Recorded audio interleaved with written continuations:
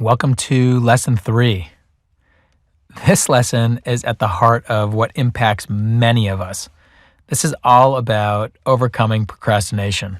Procrastination is the thing that gets us every time. It steals hours out of our lives and it steals dreams that could be. They really could be. I told you earlier about how I started the Now Effect many years ago after co-authoring our first really wildly successful book, and all the doubts that came into my mind and all the ways that I was getting distracted, and even all the learning I had from that about how to shift and soften my body and relax and refocus, and how I had to really visualize the what, why, and how around it and stay connected to that. Almost like a meditation. My mind would wander, I'd take note of it, I'd gently bring it back. And so you think I kind of learned my lesson, but not long ago, I started to sit down to write a new book. This was after having written 5 books. And so you'd think like, oh, okay, well, I've written 5 books, so, I should have a whole lot of confidence about writing another book. This new book that I'm writing is a great book. I know the world would benefit from it. Every time I sat down, I would get distracted by the phone or a text message, or I would get up to organize my books, or I would rather answer non-urgent emails. Everything else was more urgent, even though this book I know is so important. How come I couldn't be focused and productive? How come I was having such a hard time with that? Remember I talked about the stress loop early on, and the importance of recognizing yourself caught in that, and the importance of being aware of when your body is bracing. Take a deep breath, soften your body, release with the exhale. Viktor Frankl, a psychiatrist, a neurologist, and a Holocaust survivor, famous for the quote that said, "Between stimulus and response, there's a space. In that space lies our power to choose our response. In our response lies our growth and our freedom." For me, it was about recognizing that I was caught and not aware of that space between stimulus and response. I wasn't aware that I was caught in the stress loop. I wasn't aware that my brain was overwhelmed. My nervous system was overwhelmed with the task of writing this book. And what I really wasn't aware of was the fact that I wasn't ready to write this book yet. I had to take a step back, and there was a whole lot more research to do. I was in the mode of trying to kind of move through and get this book out there because I thought it was so important, and yet my brain was telling me, nope, that's not what you're going to do right now, because this is too overwhelming. You're not prepared for this. It's like I was trying to climb Mount Everest without the proper gear. And so I needed to take a step back and get the gear. And so in the process of actually researching and learning this, and on top of that, sometimes our nervous system being overwhelmed and being pulled away and being distracted, we've also been trained over the last more than a decade now of being completely addicted to stimulation. The iPhone, any phone, all our technology, it has been spending billions and billions and billions of dollars to manipulate us to be able to pay attention for longer so that they can sell more ads. Every media company out there, any app that you're using for the most part, that's not just a utility app, any social media, things like that are all programmed to pull our attention to stare longer at it so they can sell more ads or get more users or whatever it might be. That's how they make money.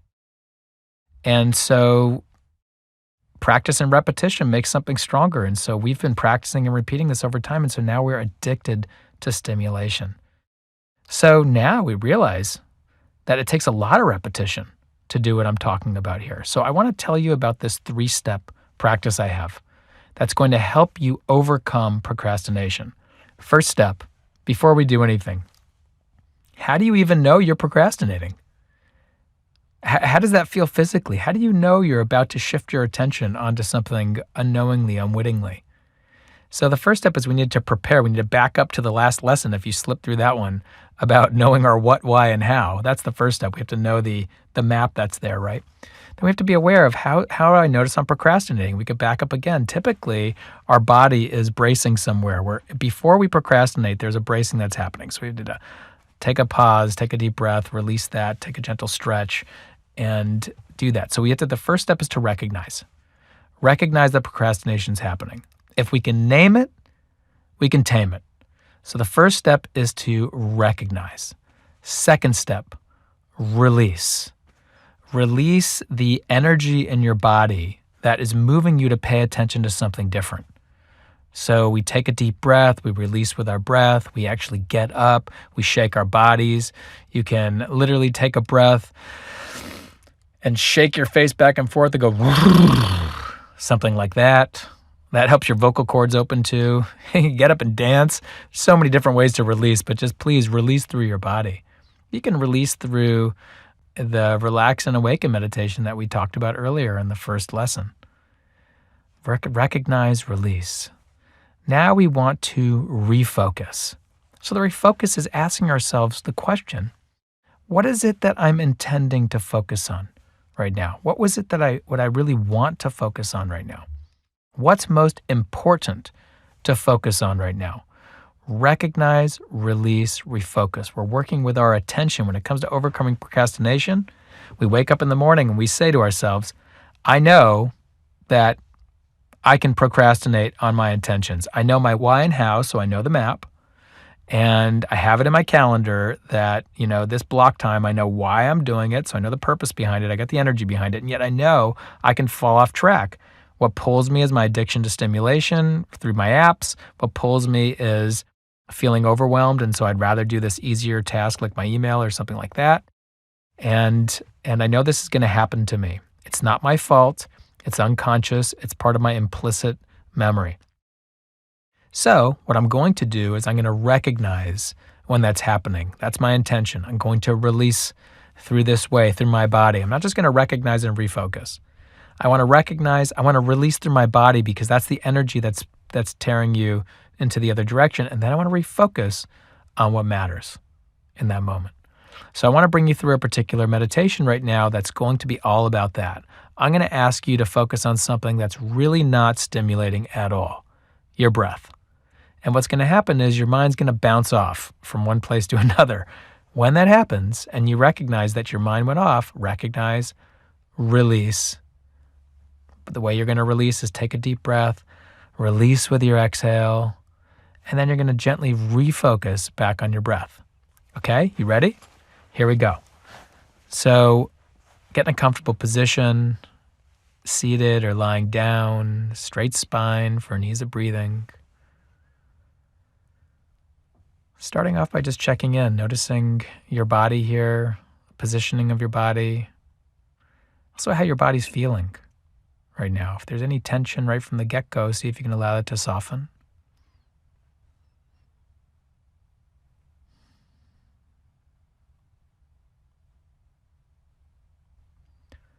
And notice how your body's just naturally breathing. There's no need to breathe in any particular way. You don't need to breathe deep. You don't need to breathe shallow. Just allow your body to naturally breathe. And breathing in and just sensing the breath coming in. Maybe just saying to yourself in. And breathing out and just sensing the breath going out. Maybe just saying to yourself out. Allowing your body to settle into its natural rhythm of breathing, and you're just being aware.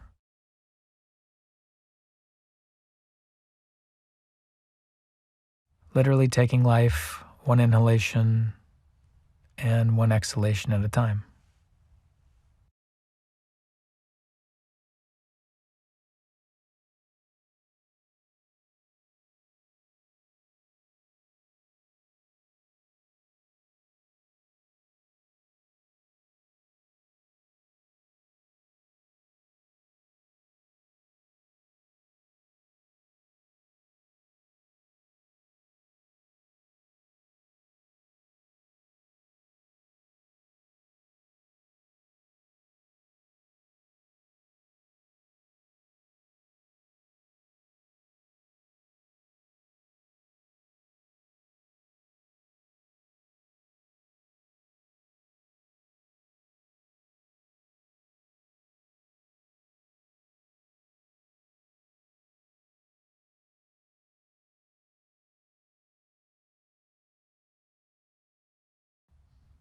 Whenever your mind gets distracted or gets pulled away by something, just recognize that. Saying to yourself, thinking, release, take a deep breath, release with the exhale. Very gently refocus, coming back to just this focus, breathing in, breathing out, and just letting be. If you can commit to the inhalation, seeing if you can recommit to the exhalation.